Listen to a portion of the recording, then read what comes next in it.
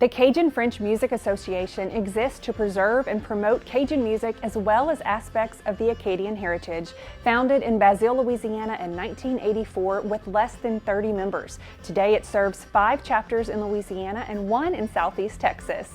The Lake Charles chapter has a long history of carrying out the nonprofit's mission in Southwest Louisiana with the annual Cajun French Music and Food Festival. It's an all-day celebration of Cajun music, food, and culture with dancing, shopping, and accordion contest and lots of family fun.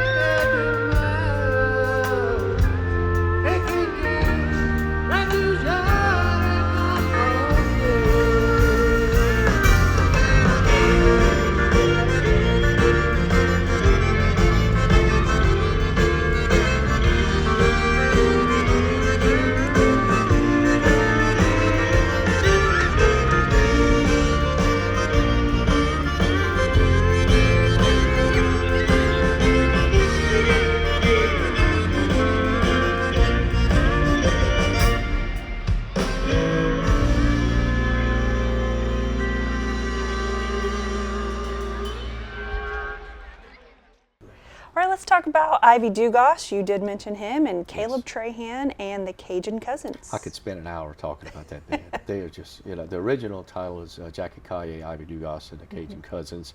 Jackie's had some health issues, so he had to retire. So Kaleb Trahan has replaced him. And Kaleb, like I said a little bit earlier, was a prodigy accordion player as a youth. And he is one of the finest now. And if you tell him what you want, he'll play it. He's got it. If he doesn't know it, just whistle it to him. He's got it. Wow. Ivy is literally a living legend in Cajun music. He really is. He's done it all. He writes his own music.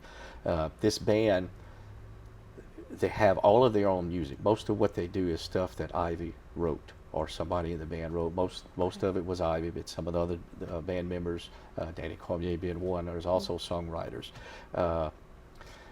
They're unique. They have a perfect blend on what they do. Their harmony, Ivy is the lead vocalist, but Benny Mullen, the fiddle player, their harmony together is just absolute perfection. Keith Richard, the drummer, is one of the finest drummers around. Nice guy, super nice guy. Danny Cormier, again, who is normally their regular steel player. He couldn't make it that day because of the cancer, so Lane. Lane Thibodeaux, he's a twin, Lane and Blaine Thibodeaux, and I don't want to say Blaine when the it's wrong supposed one. to be. Yes, Lane Thibodeaux. He's not only a great Cajun steel player, he's a wonderful country music steel player. He's played for Tracy Byrd, Mark Chestnut, people like that. So, very accomplished musician. Again, the sound, what they do, and they're all Hall of Famers, by the way. Every single one of them. They're either in the Hall of Fame of Lake Charles or in Eunice or like Ivy, and I think Danny, they're in both Hall of Fames. And Very cool. Ivy, again, I probably wouldn't be playing music if I wouldn't have had his help when I was young. I mean, he really steered me in the right direction. He opened my ears like he used to tell me, because especially when you're playing bass, it's hard to hear the music with the bass. It's a deep sound. So sometimes I would ask him, what are the chords on this song? The first 2 gigs that I played in his band with Phil Menard and Ivy Dugas, he would tell me. He said, after the second one, I'm not telling you anymore. Open your ears. And I did. It's either open my ears or I wasn't going to play anymore. So he was a huge help. And his talents are just off the chart. Again, I could go an hour talking about that band. I love it. They are phenomenal. They are true Hall of Fame musicians, all of them.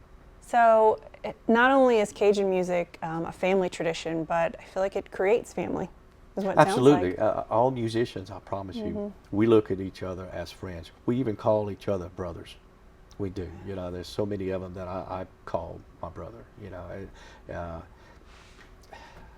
I just love it. I mean, I really do. I feel, you know, and they're true friends. Let me tell you, when you have true musician friends, they really treat you like family, and it's I'm very blessed. I really am. Yeah. This I'm called the Grand Night Special.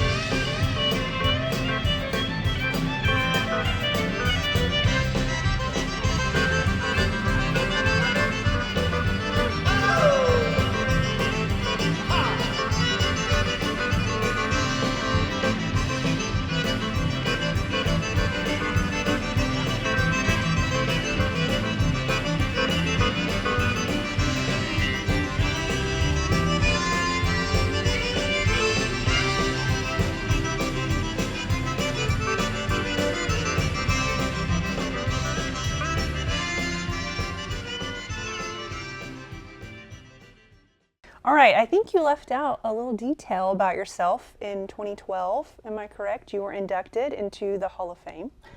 Yeah, the Lake Charles Hall of Fame. Okay. Was very much an honor.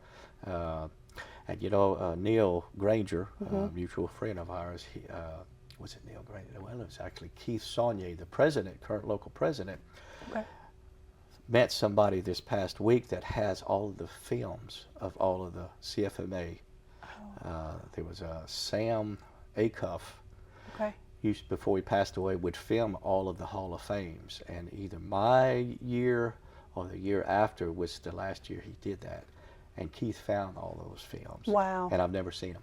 That's so cool. Never seen them. So he's working on trying to get all that downloaded for people interested in the Hall of Fame, past history for the Lake Charles chapter. It's actually all on camera, Oh, and that's we didn't so know it. All right, let's talk about the festival. Sure. So you are in charge of booking these performers. What do you look for when you do that? First, popularity. You know, well, first traditional, as close to traditional as I can get them, and then of course popularity, because we want to entertain the people. Everything is all about entertainment. You know, even what we do with the Cajun French Music Association, the primary thing, of course, is a heritage in our culture, but we can't carry that on if we're not entertaining the people. You know, so we want to entertain as well as we possibly can. So I look first, you know, how traditional Cajun is this band, and how popular are they? You know, are they going to help draw people into it? You know, because there are a lot of people that go to the festivals that are actually not members of the CFMA, and we want to continue that.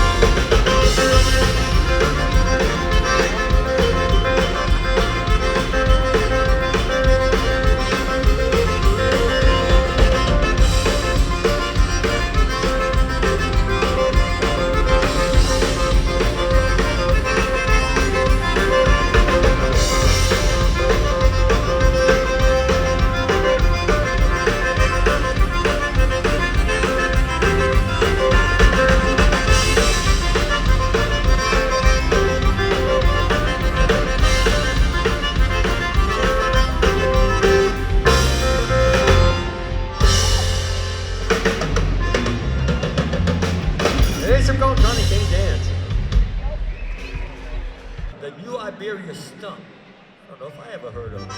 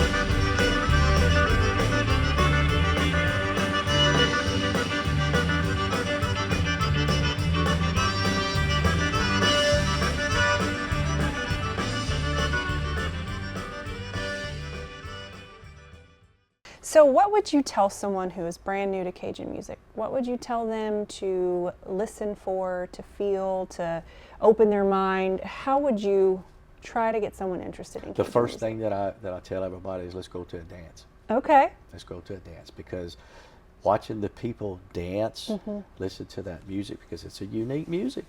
You know, it's one of a kind music, just like our food is one of a kind, our heritage is one of a kind, the music is one of a kind. And listen to it, especially a lot of the traditional stuff. It does something to you. Yeah. You know, and there are a lot of people that have moved down here that have no earthly idea, but I've not seen one single person that's not gone and participated and learned what they could that didn't love it. And we welcome them as Cajuns. We accept them. You know, you want to be a Cajun, you want to live here, you want to participate, you're a Cajun. Love that. All right, how did country music, Western, blues, the radio, all of these things influence the sound of Cajun music without replacing its identity? Well, you know, there's a story that Hank Williams Sr. actually fell in love with our Cajun music and our Cajun culture. And he got the song Jambalaya from listening to Cajun music. And he performed it one of the first times at the hayride up in Shreveport.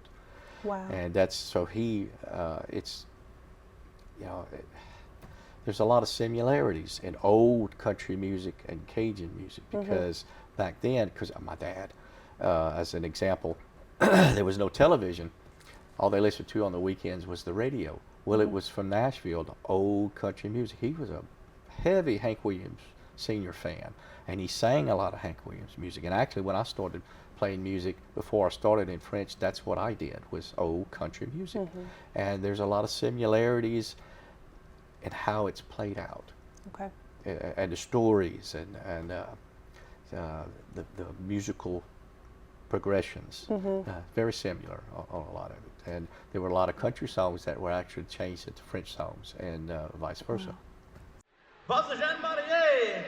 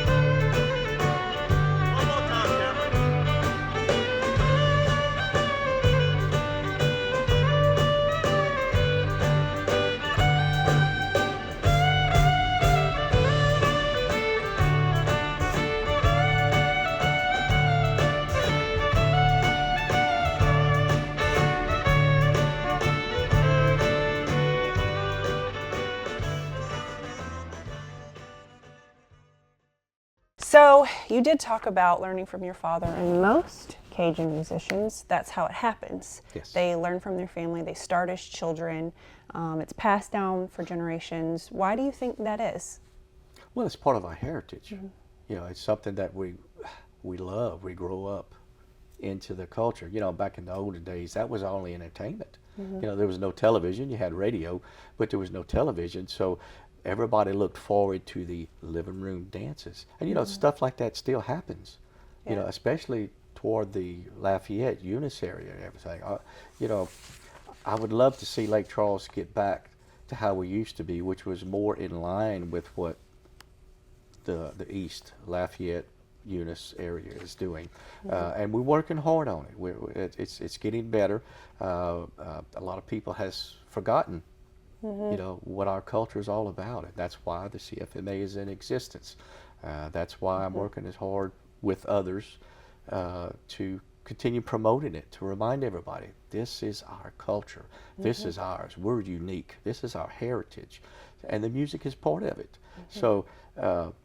It's just exciting. I remember when I was a little boy watching my dad play. I was just in awe. That was the thing. I could, you know. So it's part of us. It's who we are. Love that. So is it exciting then for you when you do see younger musicians carrying this tradition? Absolutely, because they are the future. They are the future. That's something that the CFMA is working harder, and we're fixing to really try a little bit harder on finding ways to get the youth more involved. You know, there's a young man that you're going to probably see when Paul Daigle was playing. His name is Dax Falk. He's 10 years old, playing accordion. Wow. He's a prodigy. You know, Yeah, that's... Kaleb Trahan was a prodigy also when he was 9, 10 years old. But Dax Falk has about the best timing of any youth I've ever heard playing an instrument. I've listened to adults that's been playing for 30 years, where he's every bit as good as they are. Wow. So seeing that, knowing he is going to be part of the future, you know, I feel comfortable and secure about that, because we don't want this to die. This is, you know, we're unique. Yeah. We need to keep it going. Absolutely.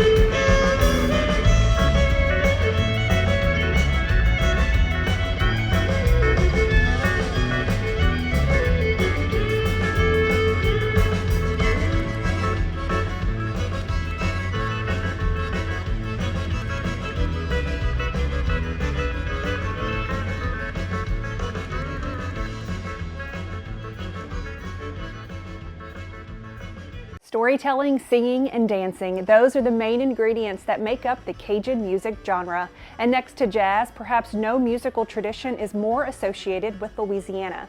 The folk music genre originated right here in southwest Louisiana in the 18th century. The Acadians, or Cajuns, found refuge in Louisiana after being exiled from Canada in 1755 and brought their folk music with them. The first recordings of the music date to the 1920s. Even though it's called Cajun music, it incorporates influences from Irish, German, African, and Native American traditions. Live Cajun music can be found throughout southwest Louisiana at events like the Cajun French Music and Food Festival presented by the Lake Charles chapter of the CFMA, dance halls, restaurants, and even on game day at McNeese State University. One of the best known Cajun songs is Jolie Blonde, often called the Cajun National Anthem. The McNeese Band began playing the song in 1951 and it became the official school song in 1970. The Cajun music genre is a testament to the resiliency of its people and the strong family culture of southwest Louisiana. Many Cajun and Creole families produce multiple generations of musicians as the tradition and language are continuously passed down. Let's keep the storytelling, singing, and dancing alive. And you never know who you might see at the next Thibodeaux.